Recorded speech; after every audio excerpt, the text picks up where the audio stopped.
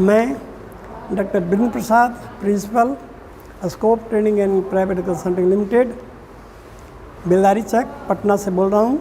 अभी मैं अपने लैब में हूँ और सभी जो हमारे ट्रेनीज हैं, जो सीखने आए हैं, जो अलग अलग प्रांतों से भी हैं, असम से भी हैं, बंगाल से हैं, बिहार से हैं, उनको आज थाइंग की विधि सिखाने जा रहा हूँ। उसके बाद वो थाइंग करके अपने प्रैक्टिस करेंगे।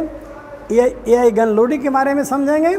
अब मैं ढक्कन हटाया है ना, LN2 कंटेनर, और इसके बाद कनिस्टर को ऊपर लाया, लेकिन इसको गर्दन तक ही लाना है।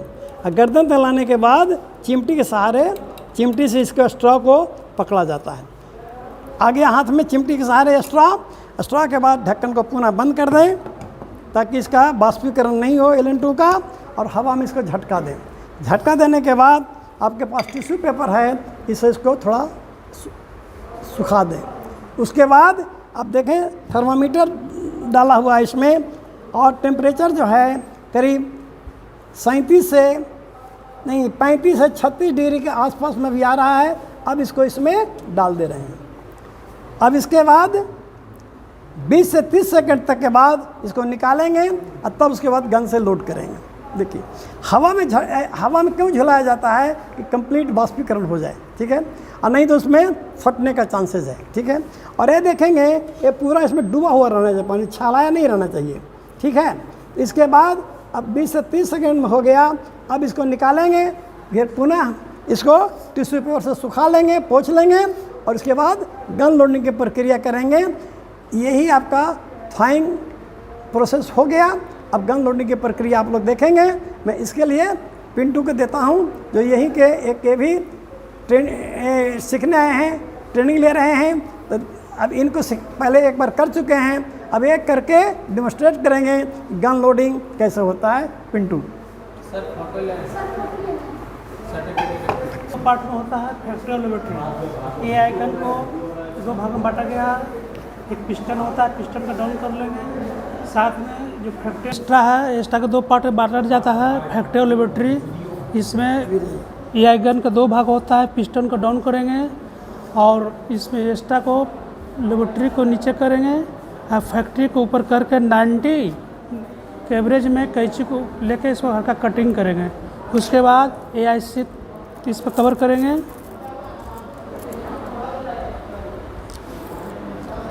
ये आपका गन लोड तैयार हो गया।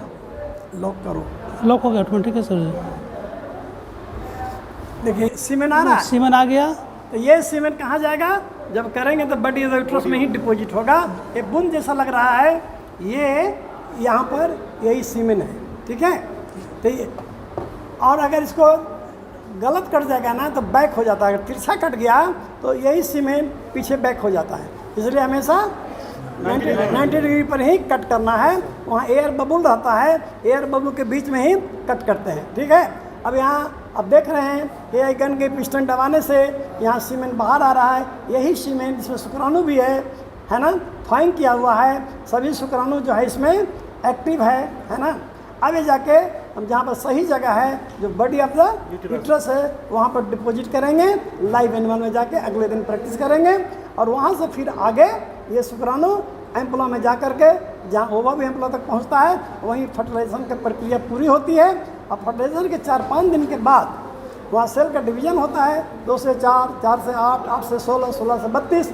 उसके बाद वो वहाँ से आगे आके ये बॉडी हॉर्न में आ जाता है, जहाँ 25वें दिन सही तरह से चिपक जाता है।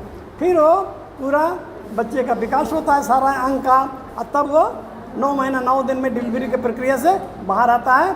आज के दिन थाइंग प्रक्रिया, गन लोडिंग हो गया। अब आप लोग अलग अलग अपने से प्रैक्टिस करेंगे, ठीक है। धन्यवाद।